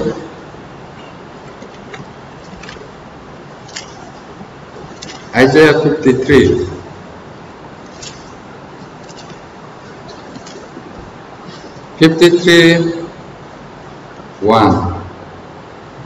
1 আৰু 2 to পঢ়িম তেতিয়া গম পাম 1-2 পদটো পঢ়িম 53 অধ্যায় পঢ়িম আমাৰ বাৰ্তা কোনে বিশ্বাস কৰিলে আৰু জিহুৱাৰ বাহু কাৰ আগত প্ৰকাশিত হ'ল কিয়নো তেওঁৰ আগত কোমল কজালিৰ দৰে আৰু শুকান মাটিত উৎপন্ন হোৱা শিপাৰ নিচিনাকৈ বাঢ়ি উঠিল তেওঁৰ ৰূপ কি শোভা নাই আৰু তেওঁ দেখিলে আমি যেন তেওঁৰ ভাল পাব পাৰো এনে সৌন্দৰ্য তেওঁৰ নাই কেনেকুৱা বুলি ক'লে ইয়াত যীশুৰ কথা কৈছে ইয়াত আকৌ যীশুৰ দিনতো মানুহবিলাকে বিশ্বাস নকৰে মানুহটো মানুহে হয় নোহৰ দিনতো বিশ্বাস নকৰে ঈশ্বৰৰ কথা তাৰ পিছত ইয়াতে যীশুৰ দিনতো প্ৰচাৰ কৰিছে কিন্তু কোনেও বিশ্বাস নকৰে এইটো কৈছে নহয় জানো আমাৰ বাৰ্তা কোনে বিশ্বাস কৰিলে আৰু জিহুৱাৰ বাহু কাৰ আগত প্ৰকাশিত হ'ল ইমান প্ৰচাৰ কৰিছে মানুহ নুশুনে তাৰপিছত যীশুৰ বিষয়ে কৈছে কিয়নো তেওঁৰ আগত যীশু পিতৃৰ আগত কোমল গজালিৰ নিচিনা আৰু শুকান মাটিৰ উৎপন্ন হোৱা হিপাৰ নিচিনাকৈ বাঢ়ি উঠিল একেবাৰে বালি শুকান জাগাত যদি লাই লফা কবি ৰুয়ে কেনেকুৱা চেহেৰা লপ লপাই ডাঙৰ হৈ যান লহপ নহয় শুকান কিবা থেতেৰা লগা চাবলৈ ভাল নোহোৱা এতিয়া যীশুৰ চেহেৰাটো এনেকুৱাহে কৈছে কি কৈছে তেওঁৰ ৰূপ কি শোভা নাই চেহেৰা নাই আৰু কি কৈছে আৰু তেওঁক দেখিলে আমি যেন তেওঁক ভাল পাব পাৰো এনে সৌন্দৰ্য তেওঁৰ নাই কেলেণ্ডাৰত থকা ইমান ধুনীয়া নিচিনা নহয় শাস্ত্ৰটো চাওক তাৰ পৰাহে বিশ্বাস কৰিব লাগিব আৰু 4:6টো পঢ়িম 4:6 নিশ্চয়ে তেওঁ আমাৰ যাতনাবোৰ ললে আমাৰ ৰোগৰ ভাৰ বলে তথাপি আমি হলে তেওঁক আঘাতিত ঈশ্বৰৰ দ্বাৰা প্ৰহাৰিত আৰু দুখিত যেন জ্ঞান কৰিলো কিন্তু আমাৰ অধৰ্মবোৰৰ নিমিত্তে তেওঁ খোচা হ'ল আমাৰ অপৰাধবোৰৰ নিমিত্তে গুৰি কৰা হ'ল আমাৰ শান্তিজনক শাস্তি তেওঁৰ ওপৰত পৰিল আৰু তেওঁৰ গাৰ হাত পহা কোবৰ দ্বাৰাই আমি সুস্থ হলো আমি সকলোৱে ভেড়াৰ নিচিনাকৈ অপথে গৈছিলো প্ৰতিজনে নিজ নিজ বাট লৈছিলো আৰু জিহুৱাই আমাৰ সকলোৰে অপৰাধৰ ভাৰ তেওঁৰ ওপৰত দিলে এতিয়া পুৰণি নিয়মতো শুভবাৰ্তাৰ দ্বাৰাইহে মানুহে পৰিত্ৰাণ পাইছিল পুৰণি নিয়মতো বিশ্বাসৰ দ্বাৰাইহে ধাৰ্মিক হয় নতুন নিয়মতো বিশ্বাসৰ দ্বাৰাইহে ধাৰ্মিক হয় এতিয়া ইয়াতে মোৰ ফালে চাওক ইয়াতে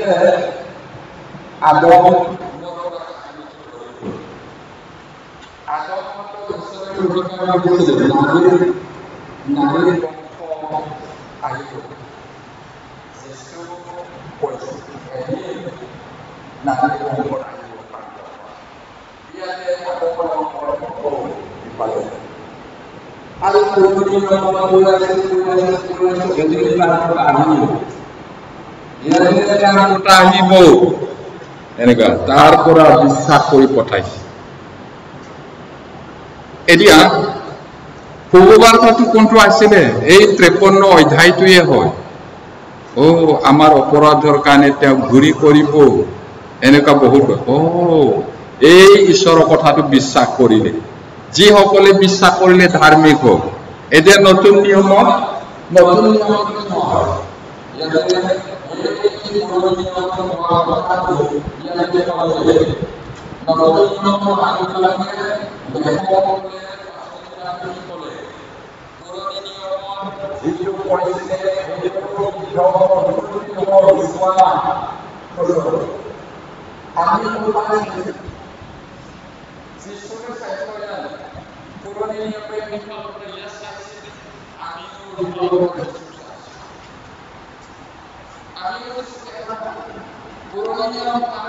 যীশুক দেখা নাই যীশুৰ সময়ত যিবিলাকে দেখিছে সিমান আমি যদিও যীশুক দেখা নাই শুভবাৰ্তাটো বিশ্বাস কৰাৰ দ্বাৰা আমি ধাৰ্মিক হৈছো পুৰণিৰটো আহিব বুলি এই 53 অধ্যায়টো শুভবাৰ্তা হয় এইটো বিশ্বাস কৰাৰ দ্বাৰা ধাৰ্মিক হৈছো পুৰণিৰ নতুনৰ আটাই ধাৰ্মিক বিলাক বিশ্বাসৰ দ্বাৰা বিধানৰ কৰ্ম কৰি নহয়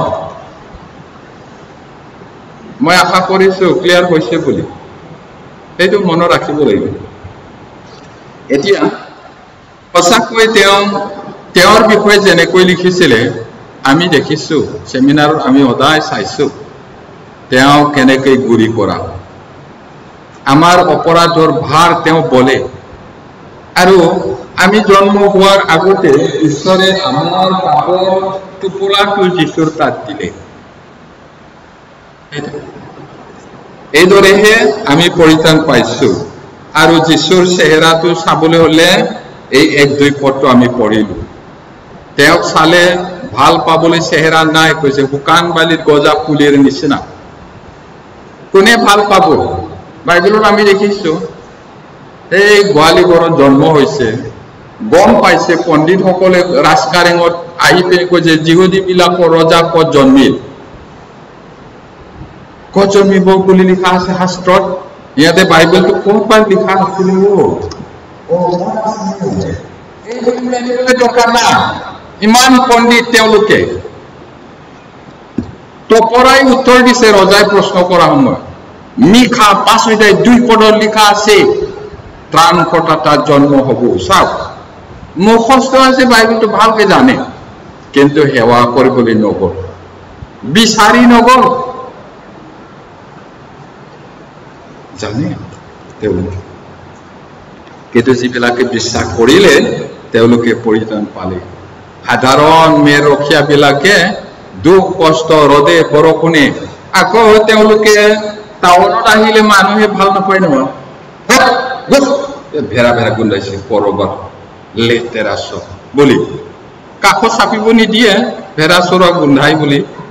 কিন্তু আকৌ সিহঁতে চৰোৱা ভেৰা পোৱালিটোকে লৈ পিনি জেৰুচালেমত নিজৰ পাপৰ কাৰণে বলি দিয়ে মানুহবিলাক হ'লে ভাল নাপায় তেওঁলোকক বেয়া মানুহ পাপিষ্ট মানুহ বুলিও গণ্য কৰে কিন্তু তেওঁলোকে আমাৰ ত্ৰাণকৰ্তা কেতিয়া আহিব পুৰণি নিয়মত লিখা যীশুৱে 53 অধ্যায়ত লিখা মিখাত লিখা সেই প্ৰভু যেতিয়া আহে তেতিয়া আমাৰ দুখ কষ্ট গুচিব সেই ত্ৰাণকৰ্তা আহিলেহে আমি সকাহ পাম আৰু কেতিয়া আহিব অন্তৰত চাই থাকে সেইকাৰণে স্বৰ্গদূতে আহি যীশুৰ জন্মৰ বাতৰি দিলে একেবাৰে সমাজৰ আটাইতকৈ দুৰ্বল অহিংসিত যাৰ মানুহে সন্মান নকৰে যীশুৰ জন্মৰ বাতৰি দিলে আৰু সমাজত আটাইতকৈ জ্ঞানী পণ্ডিত বিলাককো জানিবলৈ দিলে তৰাটো স্থাপিত তেওঁলোকেও গ'ল মাজত থকা যিবিলাক ধৰ্মগুৰু ফৰিচী সদুকী আৰু পুৰোহিত সমূহ জানে বাইবেলৰ কথাটো খবৰ পালে সেৱা কৰিবলৈ নগ'ল আমি যিমানে পৰিত্ৰাণ পাইছো সমাজত ইমান গণ্য মান্য মানুহ নহয় কিন্তু আমাক ঈশ্বৰে মৰম কৰিলে আমাৰ অন্তৰৰ চকুটো খুলি দিলে আমাৰ হৃদয়টো খুলি দিলে সুবাৰ্তাটো আমি বুজি পালো মন পালতে আহিলো এইদৰে আমি পৰিত্ৰাণ পালো কিমান আনন্দৰ বিষয় এতিয়া যিমানে বিশ্বাসেৰে যীশু গ্ৰহণ কৰে পৰিত্ৰাণ পায় এতিয়া যোহন 1 অধ্যায় 12 পদ Gospel John chapter 1 verse 12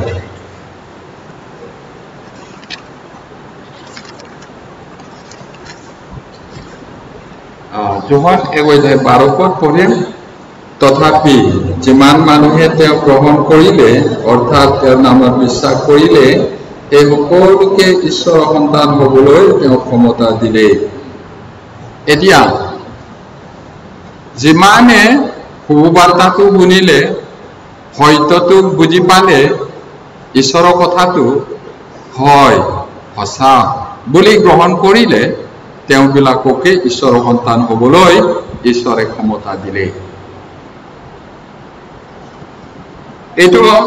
আকৌ কিছুমানে ভুলকৈ ব্যৱহাৰ কৰে আপোনালোকেও তেনেকুৱা মানুহ লগ পাব পাৰে ঠক নাখাব ঠক বাস মিছলীয়া পৃথিৱীত অনেক আছে এইদৰে ব্যৱহাৰ কৰে কিছুমানে 5 মিনিট 10 মিনিট যীশুৰ কথা ক'লে তাৰপিছত তুমি যীশু বিশ্বাস কৰা নে হয়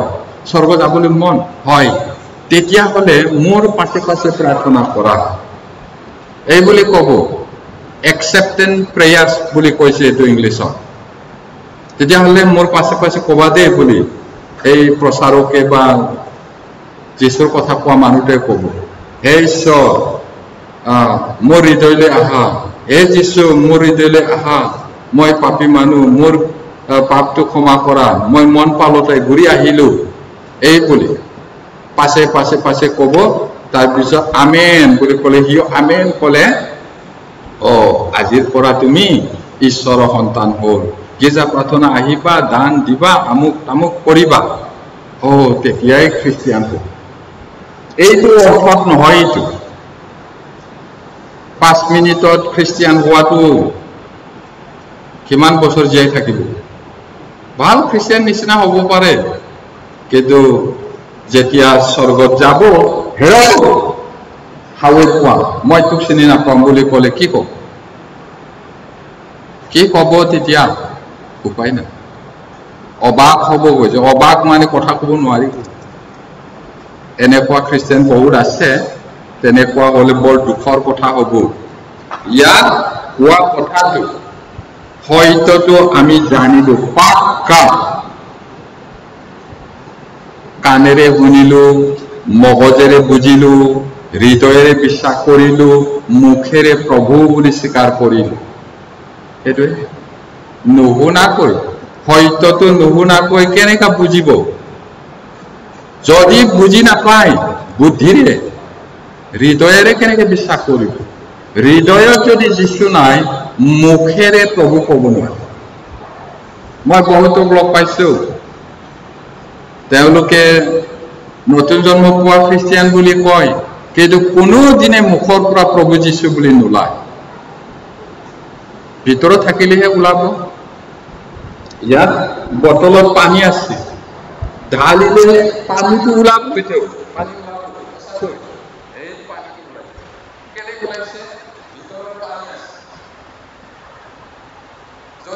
মানুহে যিশু প্ৰভু বুলি ক'ব নোৱাৰে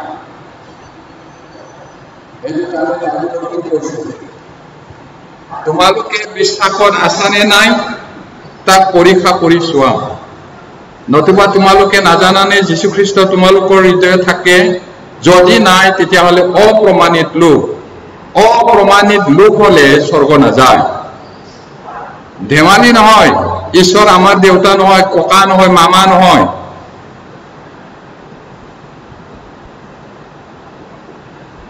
যি হ'ব ওপৰে নাতি ল'ৰা দুষ্ট অলপমান এই কথাটো নামানিলে বলা নহ'ব স্বৰ্গটো তেনেকুৱা নহয় এফেৰিও আন্ধাৰ নাই ঈশ্বৰত তেওঁ বগাটো কলা কলাটো বগা এনেকা নকয় সঁচাটো সঁচাই ক'ব বগাটো বগা কলাটো কলা এইটো কাৰণে তেওঁ দিয়া ৰাস্তা মতে বাইবেল মতে আমি যাব লাগিব পুৰা এইটো এনে 5 মিনিটৰ খ্ৰীষ্টিয়ান হোৱাটো নহ'ব পুৰা আমি জানিব লাগিব ঈশ্বৰৰ কথা এতিয়া যেনেকৈ ভাৱবাণী কৰা হৈছিল ঈশ্বৰে একমাত্ৰ পুত্ৰকে পঠাই দিলে দান দিলে যাতে যিমানে তেওঁ বিশ্বাস কৰে তেওঁ পৰিত্ৰাণ পায় এতিয়া আমাৰ প্ৰভু যীশু পিতৃ ঈশ্বৰে দান দিলে ঈশ্বৰৰহে দান পৰিত্ৰাণটো দান এটা অসমীয়াত হ'লে বৰদিন বুলি ক'লে খ্ৰীষ্টমাছ দিনটো বৰদিন কয় নহয় জানো অসমীয়াত দুটা মিনিং আহি যায় ভাল বৰদিন মানে আশীৰ্বাদ দিয়া দিন বৰদিন মানে ডাঙৰ দিন সঁচাকৈ ডাঙৰ দিন হয় কেলে বুলি ক'লে ঈশ্বৰে নিজৰ ল'ৰাটোকে দিছে আৰু বৰদিন মানে আশীৰ্বাদ দিয়া দিন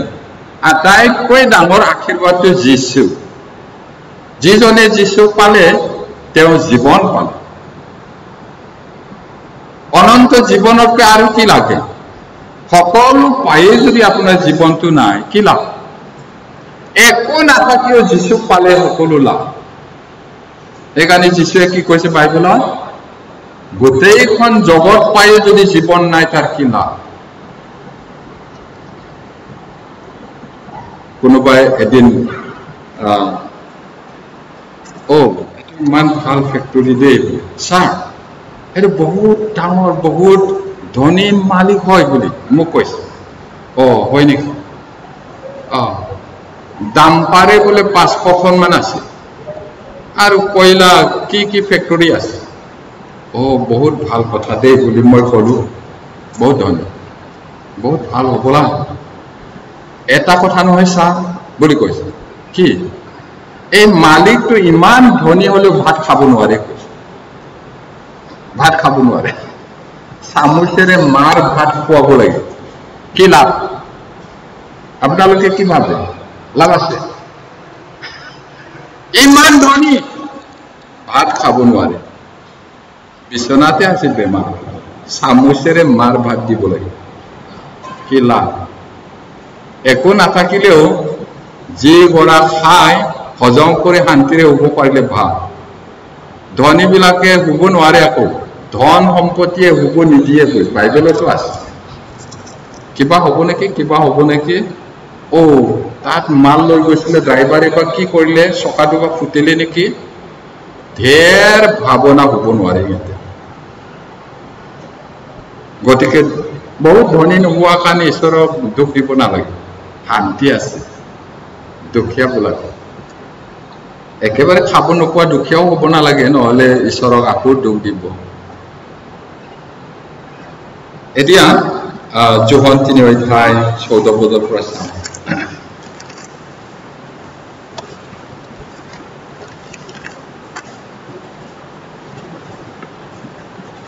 তিনি অধ্যায় 14 পৰা 16 লৈকে পঢ়িম অৰণ্যত মচিয়ে যেনেকৈ হাতটো তুলিছিল তেনেকৈ মানুহৰ পুত্ৰ উত্তলিত হ'ব লাগে যাতে তেওঁ বিশ্বাস কৰা সকলোৱে অনন্ত জীৱন পাব পাৰে কাৰণ ঈশ্বৰে জগতক ইমান প্ৰেম কৰিলে যে তেওঁ নিজৰ একমাত্ৰ পুত্ৰকে দান কৰিলে যাতে যিকোনোৱে তেওঁ বিশ্বাস কৰে তেওঁ নষ্ট নহয় কিন্তু অনন্ত জীৱন পায় এদিন নিকোডিম ধৰ্মগুৰুৱে যীশুৰ ওচৰত গধূলি আহিছিলে আৰু তেওঁ কৈছিলে যে আপুনি ঈশ্বৰৰ পৰা অহা মানুহ নহলে এনেকুৱা আচৰিত কৰ্ম কৰিব নোৱাৰে তেতিয়া যীশুৱে হয় বা নহয়হে ক'ব লাগিছিলে কিন্তু উত্তৰটো কি কৈছে নতুনকৈ জন্ম নাপালে কোনেও স্বৰ্গ ৰাজ্য দেখা পাব নোৱাৰে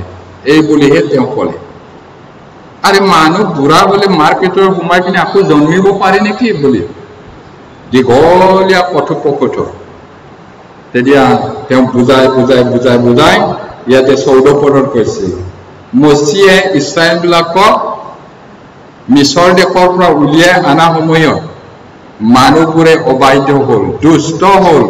নকৰিবা বুলি কোৱাটো কৰিলে বেবিচাৰ কৰিলে পাপ কৰিলে সেইকাৰণে সাপ ওলাই পিনি কোটি মানুহ মৰিল এজন দুজন মৰা হলে এইটো স্বাভাৱিক কেনেবাকে গছকা খালে মৰিছে বুলি খাতিৰ নকৰিব অকমান একজন দুইজন নহয় হাজাৰ তেতিয়া আকৌ কান্দিলে মচিৰ ওচৰত মচি আমি আটায়ে মৰিম আৰু আমাৰ কাৰণে প্ৰাৰ্থনা কৰোঁ মচিয়েও প্ৰাৰ্থনা কৰিলে ঈশ্বৰৰ ওচৰত এতিয়া পিতলৰ সাপ বনাই উৰুমাই থবলৈ ক'লে আৰু যিজনক সাপে কামোৰে তাক চালে বাচিব এইদৰে কৰি তাত তেওঁবিলাকে বাচিছিলে এতিয়া এই কথাটো যীশুৱে উল্লেখ কৰিছে ইয়াত সেই পিতলৰ সাপটোৱে যীশুকহে বুজায় এদিন যীশু কাঠত ওলোমা হ'ব এই সময়ত পিতলৰ সাপটো চালে বাচে তাত কোনো ডাক্তৰ নাই বেজো নাই ঈশ্বৰৰ কথা আছে যাক কামোৰে চালে বাচিব সেইটো যদি নাচাই মৰি যাব এতিয়া সেই কথাটো যীশুকহে বুজাইছে আৰু যীশুৱে কৈছে ইয়াত যেনেকে মচিয়ে সাপটো তুলিছিলে তেনেকৈ মানুহৰ পুত্ৰ উত্তলিত হ'ব লাগে মানুহৰ পুত্ৰ মানে যীশু নিজে মই উঠিব লাগিব বুলিও ক'ব পাৰিলেহেঁতেন কিন্তু তেওঁ ইয়াত কৈছে মানুহৰ পুত্ৰ উত্তলিত হ'ব লাগিব মানে উঠিব লাগিব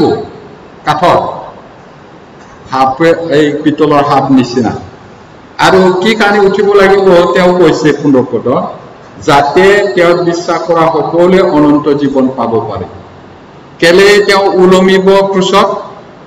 যাতে যিকোনোৱে তেওঁ বিশ্বাস কৰে অনন্ত জীৱন পাব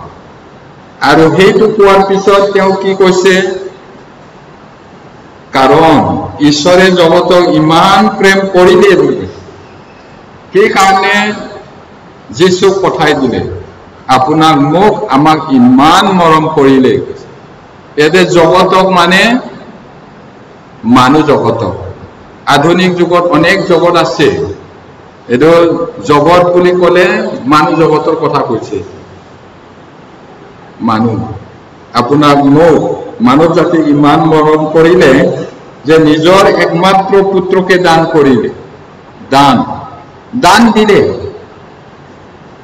তাৰ পিছত কি কাৰণে দান দিলে জগতে যাতে পৰিত্ৰাণ পায় যিকোনোৱে তেওঁ বিশ্বাস কৰে তেওঁ নষ্ট নহয় কিন্তু অনন্ত জীৱন পায় এইটো ঈশ্বৰে মৰমৰ চিন স্বৰূপে প্ৰকাশ কৰিলে নিজৰ পুত্ৰক দান দি এইটো আৰু প্ৰেমৰ অৰ্থটো তেওঁ যদি নকলেহেঁতেন আমি বুজি নাপালোহেঁতেন ঈশ্বৰে যে মানুহক মৰম কৰে তাক মানুহে গম নাপালেহেঁতেন যিশুৱে নিজে প্ৰকাশ কৰিছে ঈশ্বৰে যে ইমান মৰম কৰে এই মৰমটো স্বাৰ্থপৰ মৰম নহয় মানুহৰ নিচিনা নহয় মৰমটো মানুহৰ মৰমটো স্বাৰ্থপৰ হয় তুমি মোক মৰম কৰিছা সেইকাৰণে মই তোমাক মৰম কৰিছো তুমি মোক ভাল নাপাই তোমাক কি কেলে মই ভাল পাম এইটো স্বাৰ্থপৰ মৰম কিন্তু ঈশ্বৰৰ স্বাৰ্থপৰ নহয় নিস্বাৰ্থ তেওঁ দান কৰিলে নিজৰ লগত কেলে বিশ্বাস কৰাবিলাক যাতে নষ্ট নহয় কিন্তু অনন্ত জীৱন পায় তাৰ কাৰণে তেওঁ দান দিছিলে নিজৰ ল'ৰাক আৰু যিশুৱে কৈছে তেওঁৰ মেৰে তেওঁৰ মাত শুনে আৰু তেওঁৰ পাছত চলে এতিয়া যোহন 10 অধ্যায় 27-28 পদ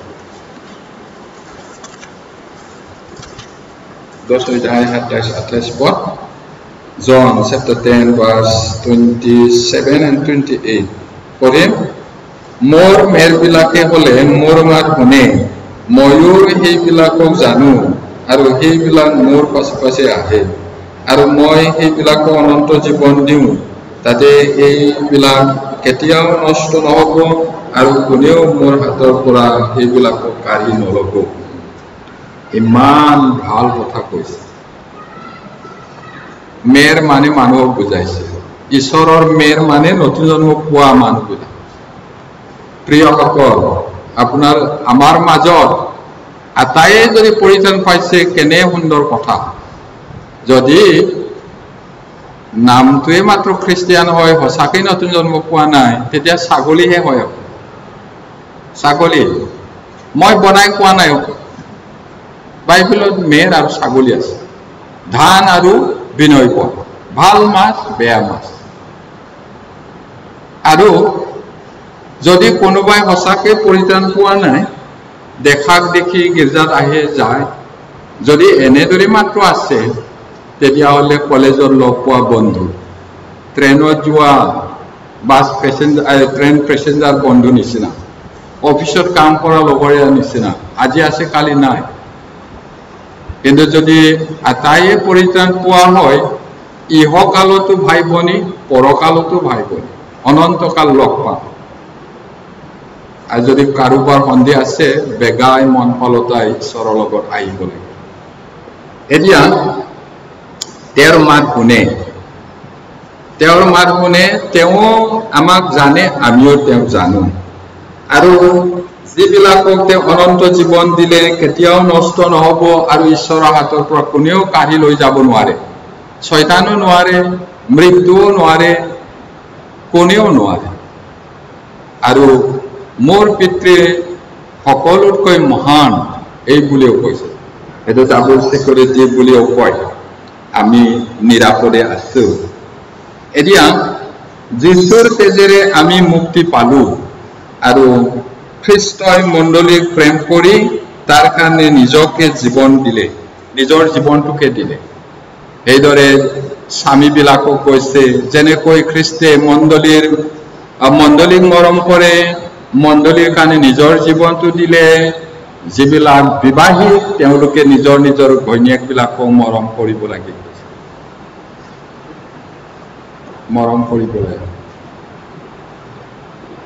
এক দেহ হল কৈছে কোনেও নিজৰ শৰীৰক বেয়া নাপায় কলা মানুহটো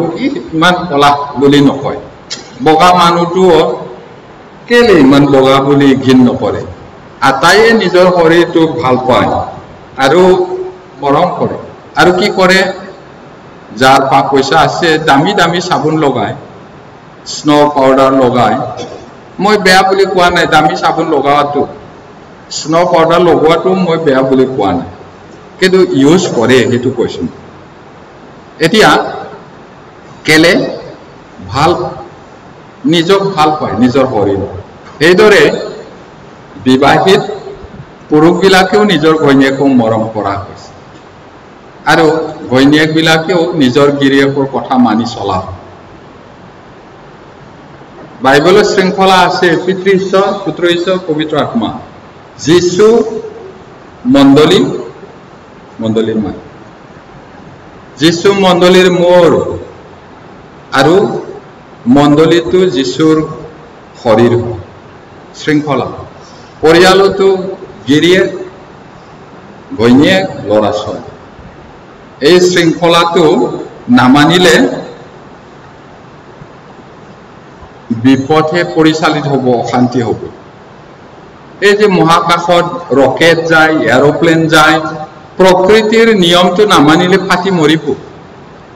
বৈজ্ঞানিকবিলাকেও ৰকেট পঠাইছে বুলি নিজৰ ইচ্ছামতে নোৱাৰে প্ৰকৃতিৰ নিয়মটো ষ্টাডি কৰি সেইমতেহে যাব এৰোপ্লেন চলাই একো কিবা নাই বুলি নিজৰ ইচ্ছামতে গ'লে ক্ৰাছ হৈ মৰি যাব পানীত যি ইচ্ছা যায় সেইমতে জাহাজটো চলাই লৈ যাম বুলি ক'লে এক্সিডেণ্ট হৈ মৰিব সাগৰতো ৰাস্তা আছে সকলো নিয়ম আছে খ্ৰীষ্টিয়ান জীৱনত মানি চলিলে শান্তি হ'ব এতিয়া যেনেকৈ খ্ৰীষ্টে মণ্ডলীক প্ৰেম কৰিলে আমিও প্ৰেম কৰা উচিত আৰু মানুহ আৰু ঈশ্বৰৰ মাজত মিলনকাৰীটো কেৱল যীশুহে তেৱে আমাক মিলন কৰি দিয়ে মধ্যস্থতা তেৱেই তেওঁৰ বাহিৰে আন কোনো নাই এতিয়া অযোগ্য পাপীৰ কাৰণে খ্ৰীষ্ট মৰিল আৰু অনুগ্ৰহৰ দ্বাৰাই আমি পৰিত্ৰাণ পালো আমাক প্ৰেমৰ প্ৰমাণ দিছে ঈশ্বৰে কথা মাত্ৰ কোৱা নাই কথা মাত্ৰ ক'লে নহয় কামো কৰিব এতিয়া ৰোমিয়া 5:8 চাওঁ Romans 5:8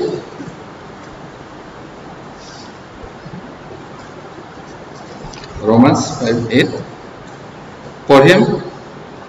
কিন্তু ঈশ্বৰে আমালৈ তেওঁৰ প্ৰেমৰ প্ৰমাণ দিছে কাৰণ ইতিপূৰ্বে যেতিয়া আমি পাপী আছিলো তেতিয়া খ্ৰীষ্টে আমাৰ কাৰণে আপোন প্ৰাণ দিলে ইমান ধুনীয়াকৈ কৈছে ইয়াত ঈশ্বৰে যে আমাক মৰম কৰে প্ৰেম কৰে তাৰ প্ৰমাণ দিছে প্ৰমাণটো কি যেতিয়া আমি পাপী আছিলো তেতিয়া খ্ৰীষ্টে আমাৰ কাৰণে আপোন প্ৰাণ দিলে এতিয়া আমাৰ কাৰণে প্ৰাৰ্থনা কৰি থৈছে বাইবেলত প্ৰভু যীশুৱে তেওঁ নিজে ঈশ্বৰৰ মেৰ পোৱালী স্বৰূপ তেওঁৱে মহাপুৰোহিতৰ কামটো কি আছিলে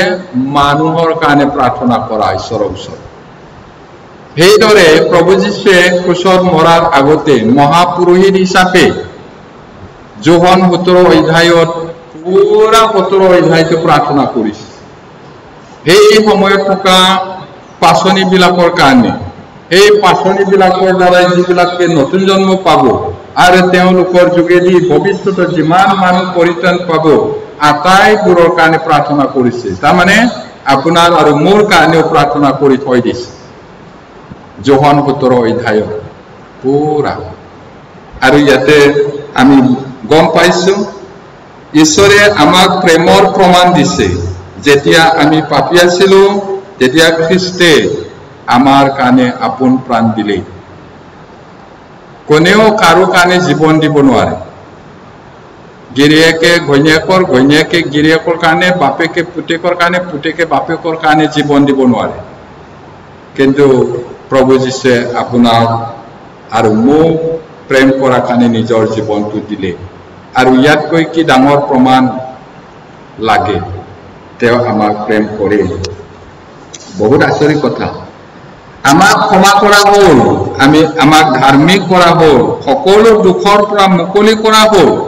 যীশু খ্ৰীষ্টত বিশ্বাস কৰাৰ দ্বাৰাই আমি প্ৰশংসিত হলো আমাক প্ৰশংসা কৰিছে ঈশ্বৰে আমাৰ পাপটো সকলো ক্ষমা কৰা হ'ল ৰোমিয়া 3 অধ্যায় 21 পৰা 24 পদ Romans chapter 3 verse 21 to 24